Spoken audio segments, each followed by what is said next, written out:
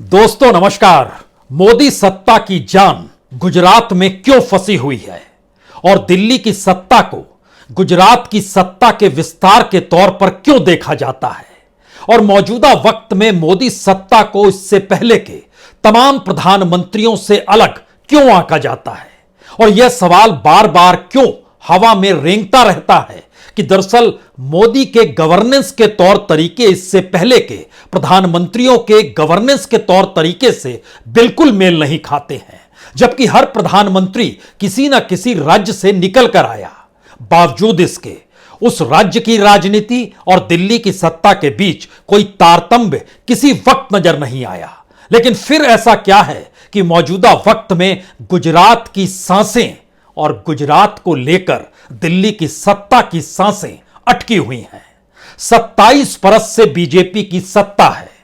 कांग्रेस 27 बरस में क्या कर पाई और सिर्फ 3 से 6 महीने के भीतर ऐसा कौन सा कमाल आम आदमी पार्टी ने कर दिया कि जो काम 27 बरस में कांग्रेस नहीं कर पाई, उस दिशा में विकल्प के तौर पर और शायद गुजराती वोटरों के जहन में केजरीवाल एक विकल्प के तौर पर दिखाई देने लगे और सांसें सत्ता की कुछ इस तरीके से फूलने लगी कि उसे लगने लगा अगर गुजरात छिटक गया तो 2024 तो दूर की गोटी है, बल्कि आने वाले वक्त में राजनीतिक बिसात जो उसने समूचे देश में बिछाई है वह भी कहीं कोई समेट ना दे। यह कौन सी परिस्थिति है और गुजरात के भीतर आम आदमी पार्टी का परसेप्शन एक झटके में इतना बड़ा कैसे हो गया, जबकि कोई संगठन जमीन पर आम आदमी पार्टी का नहीं है। कैंडिडेट्स आते चले गए, खड़े होते चले गए और कांग्रेस के भीतर जो घमासान बीते 27 वर्षों से बीजेपी की सत्ता को पलटने को लेकर दिल्ली में बैठकों के दौर में हवा में गूंजता रहा, वह कभी जमीन पर अमल हो क्यों नहीं पाया। और पिछले बार के चुनाव में यानी 2017 के चुनाव में ऐसा क्यों लगा कि अगर सूरत हाथ से निकल जाता बीजेपी के तो बीजेपी की सत्ता में नहीं आ पाती, कांग्रेस की सत्ता बन जाती। तो क्या असल ग्राउंड जीरो सूरत ही है और उसी सूरत में कोई दूसरी पॉलिटिकल पार्टी सेंध ना लगा पाए? क्या इसीलिए एक अजीबोगरीब मॉडल गुजरात के भीतर डर और खौफ का निकल कर आ रहा है? हर कोई जानता है कि सूरत का मतलब व्यापारियों का अड्डा है। धंधा जो इस देश के भीतर में करते हैं वो गुजरात के सूरत से निकल कर ही आते हैं। गुजरात के भीतर टेक्सटाइल इंडस्ट्री हो, डायमंड इंडस्ट्री हो, केमिकल इंडस्ट्री हो, ऑयल इंडस्ट्री हो और अलग अलग व्यापार हो, उसको संभाले हुए गुजरातियों की तादाद समूचे गुजरात में जितनी नहीं है वो अकेले सूरत में है। और सूरत की 16 में से 15 सीट अगर बीजेपी ने 2017 में नहीं जीती होती तो फिर बीजेपी सत्ता में आ नहीं पाती। और अगर इस वक्त गुजरात के व्यापारी और वह भी सूरत के व्यापारियों के बीच से कोई हल्की सी आवाज भी सुनाई देती है कि वो आम आदमी पार्टी की दिशा में जा रहा है, तो फिर उसकी वापसी कैसे कराई जाती है यह भी सूरत पूर्वी यानी सूर्वी ईस्ट की जो सीट है सूरत की, उससे भी नजर आ गया, जहां जरीवाला को लेकर जो कुछ हुआ वो सब कुछ आंखों के सामने है और चुनाव आयोग के पास एक विरोध के शक्ल में दस्तावेज भी आम आदमी पार्टी ने रखा है। लेकिन 3 सवाल यहां पर सबसे महत्वपूर्ण है। गुजरात के भीतर क्या कांग्रेस सिर्फ बीजेपी के सहायक के तौर पर रही, यानी जो आवाज कांग्रेस के भीतर के नेता लगाते रहे बीजेपी की सत्ता के खिलाफ या बीते 20 वर्ष में नरेंद्र मोदी के खिलाफ, वह उन्हीं की मदद करते रहे हैं? और कांग्रेस के भीतर जो अलग अलग उम्मीदवार चुनाव भी जीतते हैं, वो चुनाव जीतने के बाद क्या कांग्रेस के नहीं बल्कि बीजेपी के सहयोगी हो जाते हैं? और गुजराती वोटर इसे बाखूबी जानता है कि दरअसल संगठन कांग्रेस का मजबूत जरूर है, लेकिन वह बीजेपी का विकल्प नहीं। और मोदी सत्ता ने जिस दौर में अमित शाह के जरिए जो गुजरात मॉडल चुनाव का खड़ा किया है, उस डर और खौफ के बीच से गुजराती किसी दूसरे को कैसे जिता सकता है? यह पहला सवाल था। दूसरा सवाल, क्या आम आदमी पार्टी का परसेप्शन दिल्ली मॉडल से बना या पंजाब के मॉडल से बना है? या फिर केजरीवाल जिस बात का जिक्र रेवड़ियों के जरिए यह कहकर करते हैं कि हम कॉरपोरेट नहीं आम लोगों के साथ खड़े हैं, उससे बना है?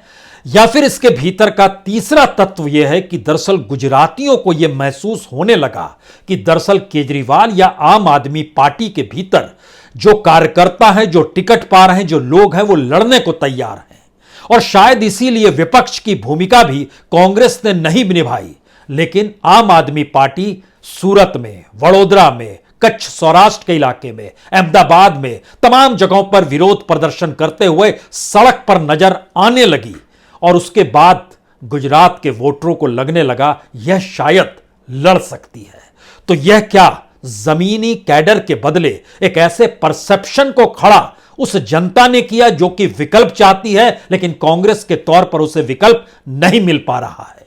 और तीसरा सवाल जो कांग्रेस और आम आदमी पार्टी से हटकर बीजेपी से जुड़ा है, वो सवाल है कि दरअसल एक ऐसा गुजरात में चुनावी मॉडल बीजेपी ने खड़ा किया जिसमें जिले दर जिले जो भी बाहुबली थे वह बीजेपी के साथ आकर खड़े हो जाएं, चले तो उनकी चले। और जिस मॉडल के तहत किसी को पद चाहिए लोकल लेवल पर, राज्य स्तर पर, वह बीजेपी ही दे सकती है। और जब राजनीति का विस्तार गांधीनगर से निकलकर दिल्ली पहुंच गया तो फिर उस मॉडल में और विस्तार आया कि वो राज्यसभा की सीट हो या फिर वह मंत्री बनाने की बात हो केंद्र में, या फिर राज्यपाल बनाने का जिक्र हो, यह भी बीजेपी ही दे सकती है, बाकी नहीं दे सकते हैं। और इसके भीतर का तीसरा तत्व कहता है कि दरअसल एजेंसी भी तो हमारे पास है, यानी गुजरात में सत्ता किसी की दूसरी की रहेगी तो हम आपको बख्शेंगे नहीं। और एक लंबी कतार है, 77 जो कांग्रेस के एमएलए हैं उसमें 42 एमएलए ऐसे हैं जिनके अपने धंधे हैं, जिनका अपना बिजनेस है, जहां से उनकी कमाई है। और राज्य की सत्ता अगर ना चाहे तो एक झटके में नकेल कसी जा सकती है, और अब तो दिल्ली चाहे तो भी नकेल कसी जा सकती है। तो फिर 42 विधायक क्या बोलेंगे? वह चुनाव लड़ें और चुनाव जीत जाएं और महसूस दिल्ली को कराते चले जाएं कि दरअसल कांग्रेस बीजेपी के विकल्प के तौर पर या राष्ट्रीय पॉलिटिकल पार्टी के तौर पर है। इन तीन रास्तों से आज गुजरने की कोशिश कीजिए और गुजरात को समझने की कोशिश कीजिए कि आखिर वो गुजरात के भीतर कौन सा बीजेपी का मॉडल है जिसमें सेंध केजरीवाल या आम आदमी पार्टी ने लगाई है। तो दिल्ली में बैठे मोदी और अमित शाह की घबराहट बढ़ गई है, क्योंकि उन्हें पता है गुजरात में अगर हंग असेंबली की स्थिति भी आ गई तो उनके दस्तावेज सार्वजनिक होने से दूसरी पॉलिटिकल पार्टी कतराएगी नहीं, या फिर उसके बदले एक बड़ी सौदेबाजी होगी जो सीधे सीधे 2024 में दिल्ली की सत्ता को उखाड़ फेंकने के लिए काफी होगी। क्योंकि जान तो गुजरात में ही बसती है और गुजरात के भीतर व्यापारियों की पूंजी ही पॉलिटिकल पूंजी के तौर पर है। गुजराती बिजनेसमैन को राहत और रियायत जो दी जाती है वो दिल्ली के जरिए ही दी जाती है। तो इन पन्नों को कंचन जरीवाला के जरिए ही खोलते हैं। कंचन जरीवाला जो कि सूरत ईस्ट से चुनाव लड़ने के लिए मैदान में आए और 24 घंटे के भीतर वह पहुंच गए रिटर्निंग अफसर के पास यह कहते हुए कि दरअसल हम अपना नाम वापस ले रहे हैं। और रिटर्निंग ऑफिसर जो आर.बी. गोलापत जो है, गोगागलपत जो है, जो सूरत के डिप्टी कलेक्टर हैं, उन्होंने एक शब्द भी इस बारे में कुछ कहना ठीक नहीं समझा। जबकि कंचन जरीवाला दरअसल जिस राणा समुदाय से आते हैं उस इलाके में दो ही बिजनेस कम्युनिटी, एक खत्री समाज है और दूसरा राणा समाज है। और राणा समाज के ही व्यक्ति इससे पहले चुनाव जीते थे। वहां पर अरविंद शांतिलाल राणा जो कि बीजेपी के कैंडिडेट हैं। अब यह सवाल था कि अगर राणा या खत्री समाज के भीतर से कोई व्यापारी चुनाव लड़ने के लिए आम आदमी पार्टी के पास चला जाएगा तो सवाल यह नहीं है कि वो चुनाव जीते या नहीं जीते। सवाल सिर्फ इतना है कि दरअसल वो चुनाव जीतने से पहले उस परसेप्शन को बड़ा कर रहा है, जहां पर गुजरात और सूरत के भीतर बैठे व्यापारी भी सोच सकते हैं कि अगर वह बीजेपी के विकल्प को देखें तो उनके सामने रास्ता खुला है, उस रास्ते को नहीं खोलने देना है। गुजरात में बीजेपी का मॉडल पहला यही कहता है।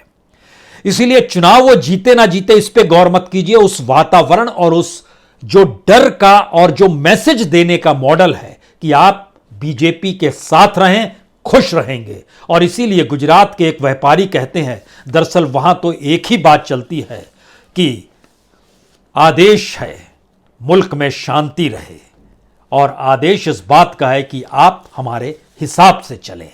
ये कौन कहता है गुजरात मॉडल में जो डर और खौफ पर टिका हुआ है? उसमें कहा जाता है वहां पर कि मुल्क में शांति रहे, हमारे हिसाब से चलो।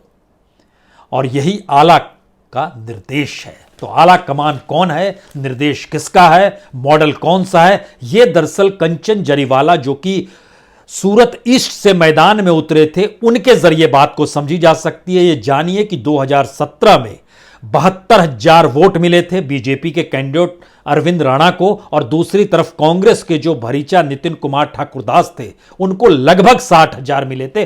13,000 वोटों के अंतर से बीजेपी जीत गई थी। इस बार अगर राणा समुदाय के भीतर से जरीवाला निकलकर मैदान में आ जाते तो स्थिति बिगड़ जाती।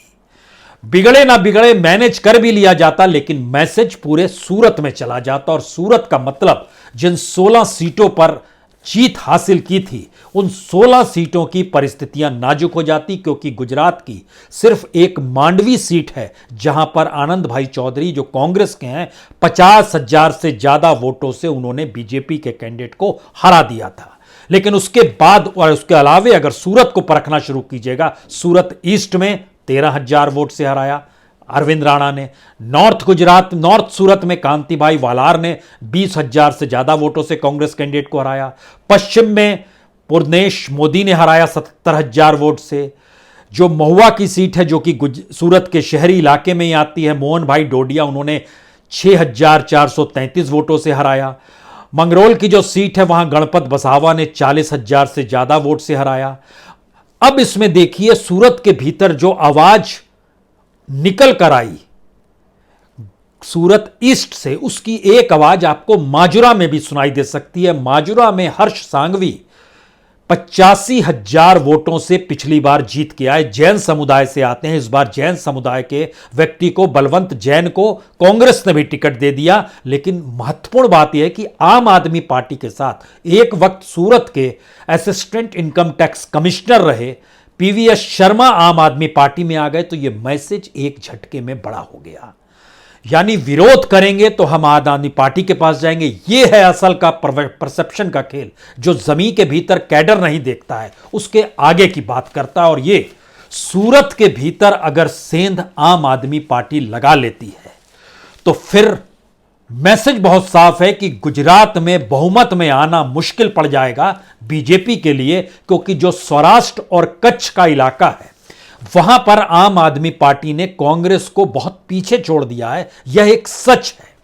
और यह भी सच है कि उस कच्छ और सौराष्ट्र के इलाके में 2017 में कांग्रेस ने बीजेपी को पीछे छोड़ दिया था। इसीलिए 54 सीट जो इस दायरे में आती है, 30 सीटों पर कांग्रेस ने कब्जा किया था, सिर्फ 23 सीटों पर बीजेपी जीत पाई थी। लेकिन उस 23 में से भी आधी सीट जो थी, आधी ना कहिए ज्यादा कहिए 16 सीट सिर्फ 3 जिलों से आ गई थी।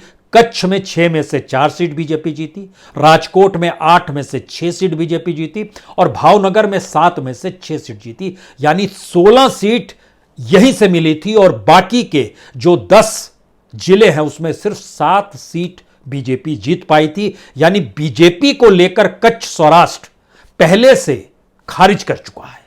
नई परिस्थिति में अगर आम आदमी पार्टी ने सौराष्ट्र और कच्छ में जमीन अपनी पुख्ता कर ली है, वो चाहे सुरेंद्र नगर का इलाका हो, जामनगर का इलाका हो, द्वारका का इलाका हो, पोरबंदर का इलाका हो, जूनागढ़ का इलाका हो, गिर सोमनाथ का इलाका हो, अमरेली का इलाका हो, बड़ौद का इलाका हो, और उसके समानांतर अगर सूरत में वो सेंध लगा देती है, जिसका प्रयास उसने किया, और अगर यह मैसेज बड़ा हो जाता है गुजरात के भीतर परसेप्शन के स्तर पर कि आम आदमी पार्टी चुनाव जीत सकती है, इससे काम नहीं चलेगा कि दरअसल वह नहीं जीत रही है और चुनौती दे रही है। इससे काम व्यापारियों में नहीं चलेगा। व्यापारी को गारंटी चाहिए। वो एक कबूतर की तरह है। एक कबूतर अगर आकर बैठेगा तो धीरे धीरे सारे कबूतर आकर बैठ जाएंगे, और अगर एक कबूतर उड़ेगा तो सारे उड़ जाएंगे। यह एक धंधे का रूल है। और गुजरात के भीतर चुनाव दे के वक्त वोट डालने का भी यही नियम कायदा है, और यही बिजनेस और इसी एस्पेक्ट में चीजें चलती है वहां पर। इसीलिए जब आप इसके भीतर जाते हैं और सूरत को अगर परखना शुरू करते हैं तो 2021 में कांग्रेस के जो कैंडिडेट वहां पर जो खास तौर से खड़ा किया गया है उन्हें, उन असलम साइकिल वाला है, लेकिन वो जीते या ना जीते। लेकिन दूसरी तरफ अब सवाल यह है कि आम आदमी पार्टी के जो डमी कैंडिडेट के तौर पर सलीम मुल्तानी हैं, क्या वो आम आदमी पार्टी के कैंडिडेट होंगे? नहीं हो सकते हैं, क्योंकि फॉर्म जो भरा गया है वो रिजेक्ट नहीं हुआ है। तो इसका मतलब है वो इंडिपेंडेंट लड़ेंगे, यानी आम आदमी पार्टी का कैंडिडेट नहीं होगा।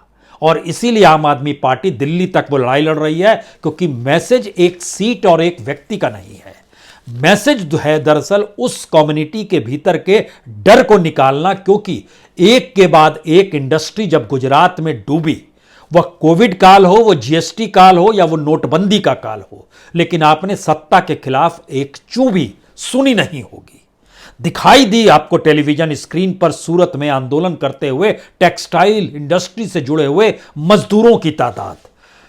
आपने जीएसटी के वक्त भी डायमंड इंडस्ट्री और टेक्सटाइल इंडस्ट्री और वहां पर जो केमिकल इंडस्ट्री है उसको भी देखा होगा, लेकिन आवाज आपने नहीं सुनी होगी, क्योंकि बिजनेस का धंधा और बिजनेस के नियम कायदे बहुत साफ कहते हैं आप सत्ता के साथ जुड़े रहें, और सत्ता कहती है हमारे साथ नहीं जुड़ोगे तो फिर हम आपको एनओसी नहीं देंगे। वो एनओसी हर तरह का होता है।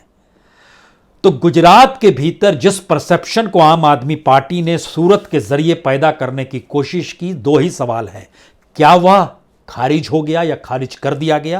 क्योंकि सांसें अटकी हुई थी दिल्ली में और उसको खारिज करना जरूरी था, या फिर उसने एक मैसेज दे दिया कि दरअसल एक सीट छोड़िए, सूरत की बाकी परिस्थितियों को परखिए, और खास तौर से दो तरीके, एक पाटीदार समुदाय क्या एकजुट है, क्योंकि पाटीदार समाज की तादाद चाहे 11-12% हो, लेकिन वह पूरे राज्य में रूल करता आया है। और बीजेपी ने अपनी ताकत और खास तौर से मोदी और अमित शाह की जोड़ी ने गुजरात के भीतर जो नई लकीर खींची उसमें पाटीदारों को भी कुछ नहीं समझा। इसीलिए 15-16 में जो आंदोलन शुरू हुआ और हार्दिक पटेल जो निकले, उनको अपने खेमे में लाने की पहली जरूरत बीजेपी या कहे अमित शाह की थी। वो नहीं होती तो मैसेज नहीं जा पाता और फिर पाटीदार एकजुट हो जाते, तो उनका बटना जरूरी था। 2017 में सब कांग्रेस के साथ खड़े हो गए तो सांसें बीजेपी की फूलने लगी थी। तो क्या इस बार सभी एक साथ एक मुश्त तरीके से चले जाएंगे आम आदमी पार्टी में? अगर ऐसा हो गया तो सांसें बीजेपी की फूल रही है। यह भी एक परसेप्शन का जिक्र है, क्योंकि एक के बाद एक जो लोग शामिल भी हो रहे हैं उनको भी जरा देखने की कोशिश कीजिए कि जो जैसे रेशमा पटेल शामिल हुई, हालांकि उनकी कोई राजनीतिक साख नहीं है, क्योंकि 2015-16 में आंदोलन किया, 2017 में बीजेपी में चली गई, 2019 में एनसीपी में आ गई और 2022 में वह निकलकर फिर आम आदमी पार्टी के साथ जुड़ गई। मैसेज उससे नहीं जाता है। मैसेज इससे जाता है कि नरेश पटेल ने बीजेपी को कहा कि दरअसल नहीं चलेगा, मुख्यमंत्री पटेल होना चाहिए, तभी चुनाव में आप जीत पाएंगे, नहीं तो नहीं जीत पाएंगे। तो एक झटके में रूपाणी जो जैन समुदाय से आते हैं उनको अलग किया गया और भूपेंद्र पटेल को सीएम बना दिया गया। लेकिन फिर यहां पर एक दूसरा पेच फंस गया। प्रदेश अध्यक्ष सीआर पाटिल हैं, ये पटेल नहीं है, ये महाराष्ट्र से आते हैं, और गुजरातियों को यह भरोसा और यह चाहत ही नहीं है कि कोई दूसरा शख्स उन पर राज करे, तो वह सीआर पाटिल से भी नाराज हैं और सीआर पाटिल अपने हिसाब से चलते हैं। और जब अपने हिसाब से चलते हैं तो उसके दायरे में पाटीदार समुदाय सोचने लगता है क्या एकजुट होकर बीजेपी को झटक दिया जाए या बट के ही काम चलेगा। ये एक परसेप्शन की लड़ाई है जो गुजरात में तेज हो गई। यानी जो काम यकीनी तौर पर 27 वर्ष में कांग्रेस नहीं कर पाई, उसको बीते 6 महीने के भीतर किस तरीके से आम आदमी पार्टी से ज्यादा गुजरात के लोगों ने जागृत किया, क्योंकि वो लगातार एक विकल्प तलाश रहे हैं। और उस विकल्प की चकाचौंध के भीतर की हकीकत यह है कि दरअसल महंगाई की मार गुजरातियों को बर्दाश्त नहीं है, और महंगाई को लेकर कोई रास्ता केंद्र सरकार के पास नहीं है जो गुजरात को अपने इशारे पर हाँकना चाहते हैं। और गुजरात की सत्ता भी चूंकि दिल्ली के इशारे पर चलती है और उन्हीं के रिमोट पर केंद्रित रहती है, तो महंगाई को लेकर गुस्सा जो है वो उसी दिशा में है जो कल से नजर आएगा सड़क पे, जब एक के बाद एक नेताओं की फौज लगभग 89 सीटों पर नजर आएगी। वह बीजेपी के अध्यक्ष जेपी नड्डा हों या फिर केंद्रीय मंत्री गजेंद्र सिंह शेखावत, धर्मेंद्र प्रधान, स्मृति ईरानी, नरेंद्र सिंह तोमर, नितिन गडकरी, ये सभी कल मैदान में होंगे। चुनाव मैदान में कूद जाएंगे कल से, और उनके साथ उत्तर प्रदेश और मध्य प्रदेश के मुख्यमंत्री भी होंगे। यानी ध्यान दीजिए, समूचे गुजरात के भीतर केंद्रीय मंत्री, बीजेपी शासित राज्यों के मुख्यमंत्री और जितने भी कद्दावर नेता हैं जिनका काम शायद दिल्ली में बैठकर इस देश को अपने तरीके से चलाना और गवर्नेंस देना है, उससे हटकर गुजरात के भीतर अगर सभी जा रहे हैं तो दिल्ली की सत्ता की जान गुजरात में अटकी है। क्योंकि गुजरात की सत्ता जरा सी डामाडोल हुई तो दिल्ली की सत्ता पूरे तरीके से हिल जाएगी। यह मैसेज दिल्ली में बैठे अमित शाह और देश के प्रधानमंत्री नरेंद्र मोदी बाखूबी जानते हैं। शायद इसीलिए बाली से निकलकर दिल्ली और दिल्ली से निकलकर अब गांधीनगर का ही रास्ता उन्हें भी पकड़ना है। और इस परिस्थिति के भीतर 3 बातों पर जरूर गौर कीजिए। जो पहली बात है कि आका का निर्देश है मुल्क में शांति बनी रहे, हमारे हिसाब से चलो, यह मैसेज व्यापारियों के लिए था। और व्यापारियों के भीतर से अगर आवाज आने लगी तो इसका मतलब है कि गुजरात के भीतर का जो पूरा सिस्टम है वो सिस्टम कुछ और खोज रहा था, जो कांग्रेस के जरिए उसे 27 वर्षों में दिखाई नहीं दिया। दूसरा सवाल, अगर गुजरात का मतलब सिर्फ चोखो धंधा करना है और मुनाफा कमाना है तो राजनीति और चुनाव शायद राजनीतिज्ञों के लिए कोई मायने नहीं रखते हैं। सत्ता किसी की भी हो, धंधा करने वालों को कोई मुश्किल होगी नहीं। और शायद इसीलिए उनके भीतर का परसेप्शन गुजरात में आम आदमी पार्टी के जरिए उभर कर सामने आ गया। तीसरा सवाल, जो मुश्किल हालात गुजरात के भीतर युवाओं के रोजगार के लेकर है और पाटीदार समाज के भीतर भी हैं, किसानों को लेकर है, मजदूरों को लेकर है, ये सारे सवाल क्या वाकई आम आदमी पार्टी के मैनिफेस्टो में झलकता है? स्कूल और मेडिकल कॉलेज और अस्पताल पे मत जाइए। दरअसल इस मॉडल से इतर गुजरात के गुजराती वोटर अपने उस मॉडल को खोज रहे हैं जो 27 बरस से उन्हें सत्ता तले कहीं ना कहीं दबाए भी हुए हैं। और वह उस विकल्प को तलाशते तलाशते एक झटके में केजरीवाल के साथ इसलिए खड़े नजर आ रहे हैं सड़कों पर। वोटर के तौर पर अभी कहना उचित नहीं होगा, क्योंकि यह संदेश है बीजेपी की सत्ता को कि अगर तुम हमारे अनुकूल नहीं हुए तो फिर हम पलट भी सकते हैं। तो जो ताकतवर है उसके लिए एजेंसी है, उसके लिए ताकत और एनओसी का कार्ड है, जो मिले या ना मिले। लेकिन जो वोटर है और आम वोटर है उसके भीतर की परिस्थिति क्या होगी और क्या समूचा जो कैडर और ऑर्गेनाइजेशन कांग्रेस का है वह एक झटके में अपने वोटरों को आम आदमी पार्टी की तरफ जाने देगा? यह भी सवाल अनसुलझा सा है फिलहाल के वक्त में। लेकिन सौराष्ट्र और कच्छ के बाद अगर सूरत में सेंध लग गई तो यकीन जानिए गुजरात में सेंध लगेगी, और गुजरात में सेंध लगी तो यह दिल्ली में सेंध लगेगी। और शायद संकट जो मौजूदा वक्त में बतौर विपक्ष के कांग्रेस में देखने का था वो एक झटके में इस चुनाव के साथ बदल सा गया है। और इस बदलते समय के भीतर दिल्ली की सांसें इसीलिए फूली हुई हैं कि अगर ऐसा हो गया और कांग्रेस को खारिज कर दिया गया तो फिर जनता विपक्ष के साथ खड़ी होगी। अभी वो कांग्रेस के साथ खड़ी होती है जो दिन के उजाले में चुनाव प्रचार करते हुए नजर तो आ जाएं, लेकिन रात के अंधेरे में अधिकतर गुजराती बिजनेसमैन जो पॉलिटिशियन हैं वो फिर दरबार में ही नजर आते हैं। और दरबार किसका है ये बताने की जरूरत नहीं है। बहुत बहुत शुक्रिया, बहुत बहुत शुक्रिया।